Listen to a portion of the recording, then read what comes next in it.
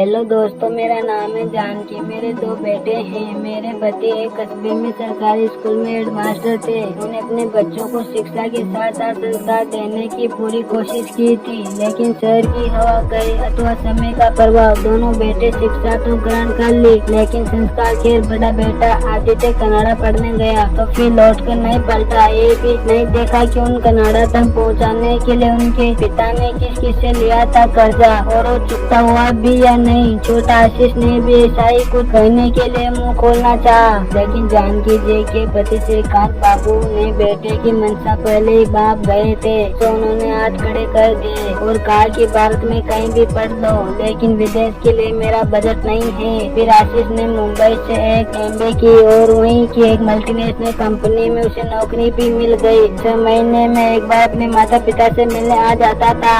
उनके कलेजों को ठंडक मिल जाती थी। एक दिन उसने फोन करके बताया कि मैं अपने साथ काम करने वाली अनीशा नाम की लड़की के साथ कोर्ट मैरिज कर रहा हूँ। मैं टिकट भेज रहा हूँ, आप लोग शादी में आ जाएगा जरूर। पाल पोस कर जिस बेटे को माँ बाप ने बड़ा करते हैं, उसके मुँह से ऐसे वचन सुनकर किसका कलेजा छलने न होगा। शाम सुबह पहले श्रीकांत बाबू से दिन गुस्से में बोल पड़े, ऐसी उदास है तो हम बिना औलाद के अच्छे थे, सबसे बोले। कहते हुए जानकी जी ने अपने मास्टर पति का गुस्सा शांत कराने का प्रयास किया और बेटे द्वारा भेजे गए टिकट प्राप्त होते ही दोनों प्राण बेटे को आशीर्वाद देने मुंबई चले गए। शहरी झलक देखकर दोनों को जी उतर गया और 2 दिन बाद वापिस आ गए। त्योहार पर जानकी जी बेटे को बुलाती, कभी अपने काम की व्यवस्था तो कभी पत्नी की सेहत बहाना बनाकर टाल जाता। 2 वर्ष बीत गए, आशीष नहीं आया तो दोनों ने भी अपने मन को समझा लिया। श्रीकांत बाबू से निवृत्त होकर अपने पुश्तैनी घर में आराम की जिंदगी जीने लगे। कभी पत्नी उन पर चिल्ला जाती तो कभी बच्चों की तस्वीर देखकर दोनों उनके बचपन को याद कर लेते। एक दिन आशीष ने बताया कि आप लोग दादा दादी बनने वाले हैं। कुछ कॉम्प्लिकेशन होने के कारण डॉक्टर ने अनीशा को रिश्ता बताया है, आप लोग आ जाते तो अच्छा होता।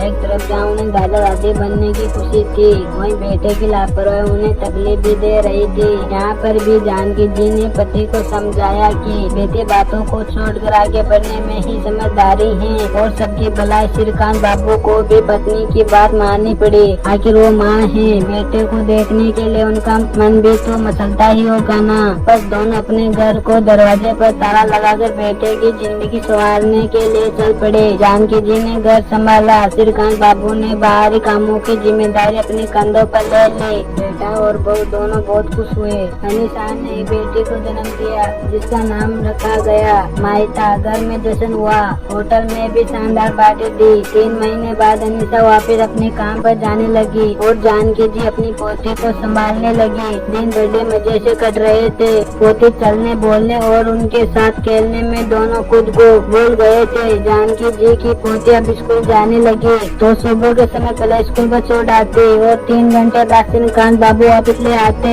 उम्र हो या समय, गति कभी नहीं रुकती। पोती बड़ी हो रही थी और उन दोनों की उम्र डल रही थी। एक दिन आशीष ने अपने पिता को कहा, आप शहर के लिए तो जाते ही हैं, हाथ थोड़ा आगे बढ़ जाएगा और इनके 3-4 पेंट कॉपी करवा लाएगा। कहते उनके 2 डॉक्यूमेंट पिता को थमा दे। उस दिन श्रीकांत बाबू को अपनी तबीयत को ठीक नहीं लग रही थी, इसलिए वर्क से जल्दी घर आ गए। बेटे काम न कर पाया। आशीष के पूछने पर उन्होंने कहा कि कल परसों करवा दूंगा मेरी तबीयत। आशीष ने उनकी बात नहीं सुनी और मन ही मन कड़कने लगा। हृदय पे 2 दिन बाद उन्होंने प्रिंट आउट लाकर आशीष को दे दिया, लेकिन आशीष ने तो अपना ही मन कटा कर लिया था। फिर तो छोटी छोटी बातों पर दोनों में अनबन होने लगी। कभी कभी आशीष चिड़चिड़ाकर बोल देता, इससे तो अच्छा था मैं आप लोगों को वृद्धाश्रम में छोड़ाऊं। और श्रीकांत बाबू अपने आंसू पीकर रह जाते।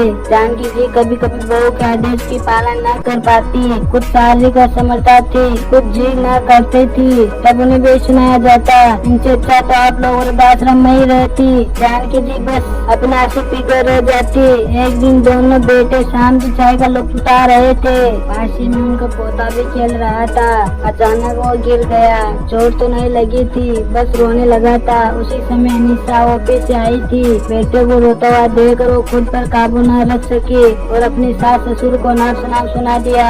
उसी वक्त तो श्रीकांत बाबू चुप रह गए। फिर बाद में पत्नी से बोले, अब तुम कुछ नहीं बोलोगी, मैं जैसा बोलूं वैसा ही करते जाना। पर जानकी जी ने वैसा ही किया।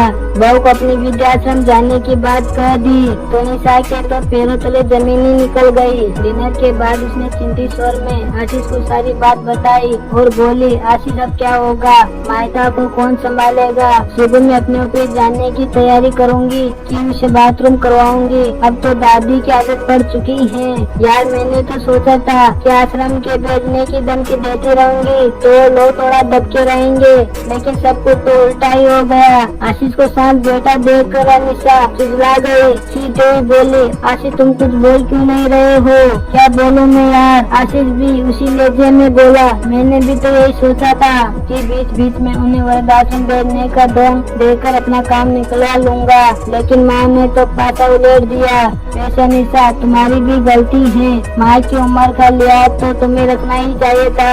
आशीष ने तीखे स्वर में कहा, अच्छा मुझे रखना चाहिए था, क्या तुमने रखा है, तुम्हारे भी तो पिता थे। निशा भी उसी लहजे में बोल पड़ी। दोनों आपस में तू करने लगे और उनके कमरे के बंद दरवाजे के बाहर खड़े सिरकाब वादू मन मन मुस्कुराते अपने कमरे की ओर बढ़ गए। मम्मी पापा को तेज आवाज से माता की नींद खुल गई और वो दादी दादी कहकर कमरे से निकल गए और जानकी जी की गोद में आकर सो गई। अगली सुबह घर का दृश्य बदल चुका था। जानकी जी चाय बनाने के लिए किचन में जा रही थी कि बाई जोर से युवती ने आकर उनके हाथ में चाय का कप था। जानकी जी बीच में ऐसे से देखने लगी। तभी निशा ने उनके कमरे में आई और बोली, माँ जी ये हिंदू हैं, घर के सारे काम आज से यही करेगी, आप बस इसे गाइड करते रहिएगा और हाँ जो भी सामान गोटे बड़े मिट्टी ले आया करेगा। पापा आप तो बस आराम कीजिए, सीनियर सिटीजन का यहाँ एक कलेक्टी है। तो आप मुस्कुराते हुए आशीष अपने पिता से बोला।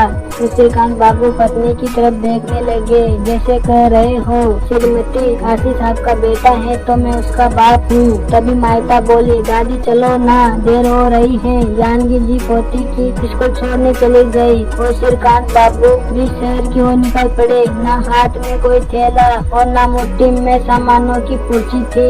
इसी के साथ इस कहानी की एंडिंग होती है। मिलते हैं अगली वीडियो में, तब तक के लिए गुड बाय। आप सभी का बहुत बहुत धन्यवाद अपना कीमती समय देने के लिए।